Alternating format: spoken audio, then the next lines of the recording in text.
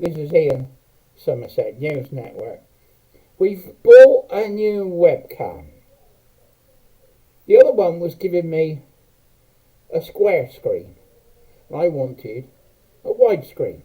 So it goes on, because people are watching these on their televisions now, on their smart TVs. And I've only had a spare square screen. It's alright on mobiles and on your laptop, but it don't look too good on smart TVs. So to be a bit more professional, I came up with the idea of getting a new webcam. So I looked around, and they were like 170 quid. I thought, well, I can't afford that. So I thought, right,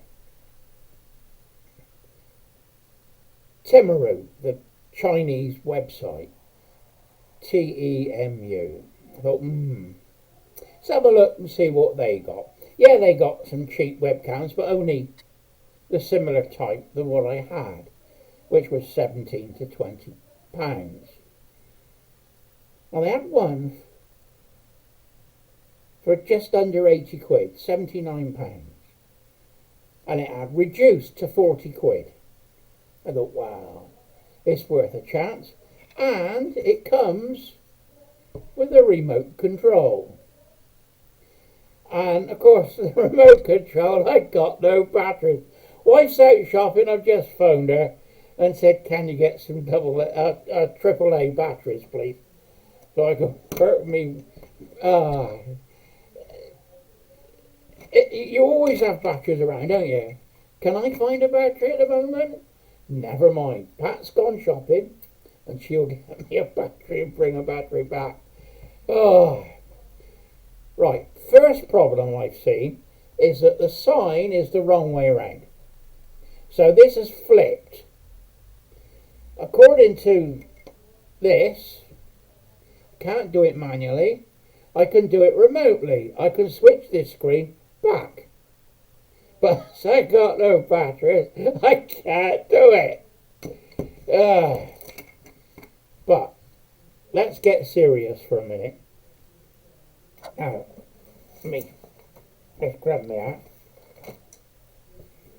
You see, this is the wrong way around as well, but never mind. It'll be better on the next one when I've sorted it out and found out what happens. Picture looks good. That's the first thing. It's supposed to be 4K, but I don't think I want to be seeing it in 4K. Now, Trump has got the peace deal. Hey! The art of the deal man does the deal. How long it's going to last, we don't know. They're going to release the hostages. Now, Hamas wanted to be in control of Gaza. Trump has stopped that, and he's put a committee in place.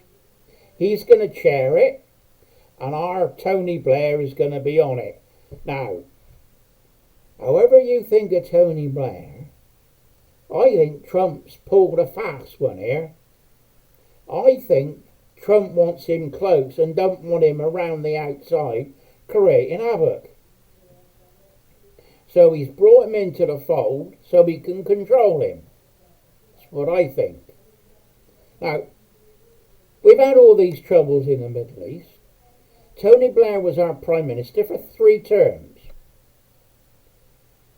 Good PR man. Anyway, he then, left and became a director of JP Morgan. And he was given the role as UN envoy, UN peace envoy to the Middle East. That really worked, didn't it?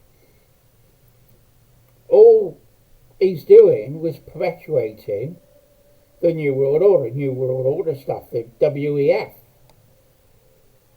They're trying to destabilise the Middle East to take over. That's what all this has been about. And they've been, the Clintons, the Biden and Obama, have been using the CIA and UAID money to help this along. The USAID money has been funded to NGOs. The NGOs have been funding charities, alleged charities, in Gaza. It's zooming in and out. I'm not quite sure what's happening here. It doesn't look good, does it? But perhaps it's me moving backwards and forwards. I don't know. But it seems to be trying to zoom in and out. But we'll see what we can do when we get them remote working. Like I said, I got no batteries in it. Oh, come on, hurry up. Leave me batteries. What I'll do is I'll put it back on when I'm not doing a video, and I'll get this sorted out. Right. So, I've got my American hat on, and I'm just explaining. But I think Trump is actually trying to solve the problem.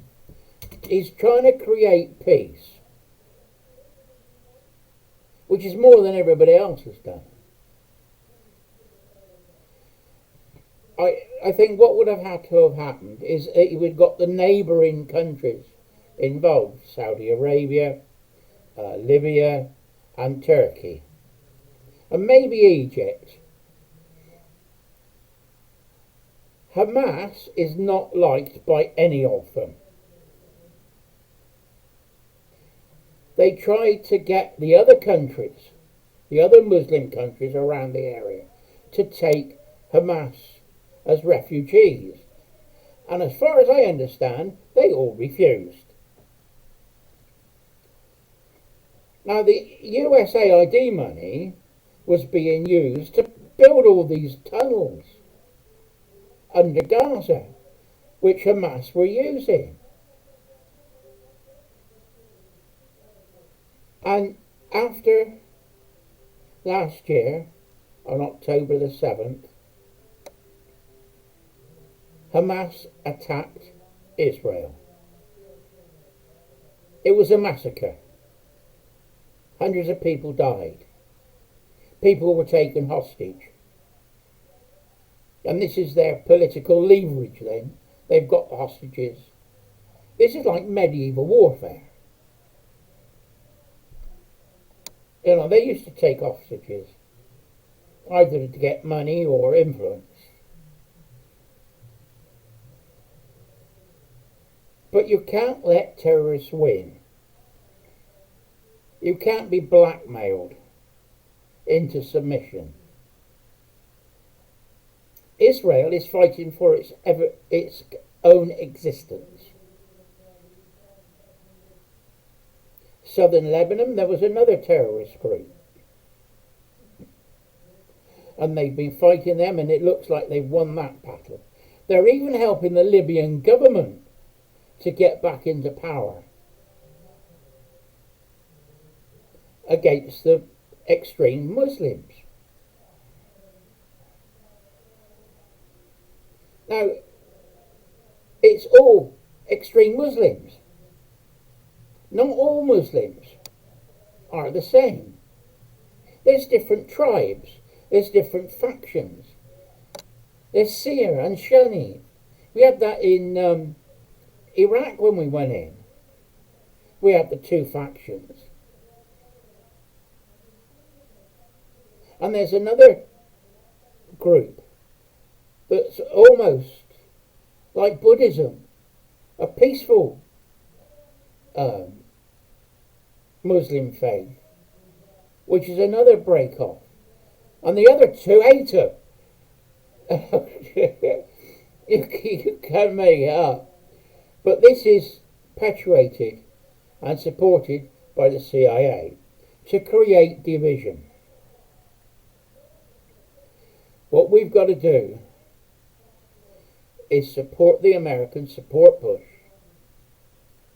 What we've got in this country now is we've got Hamas, as a political force, is an illegal organisation. Starmer actually coming out and recognising Palestine has created all sorts of trouble. It's also made Hamas like a okay political organisation. Give it legitimacy. You know, making it look like October 7th was a victory for them. Now, I think we have lost our moral compass. The people on the Hamas, Free Palestine Action groups, have lost their moral compass. They celebrated the death of Jews on October the 7th.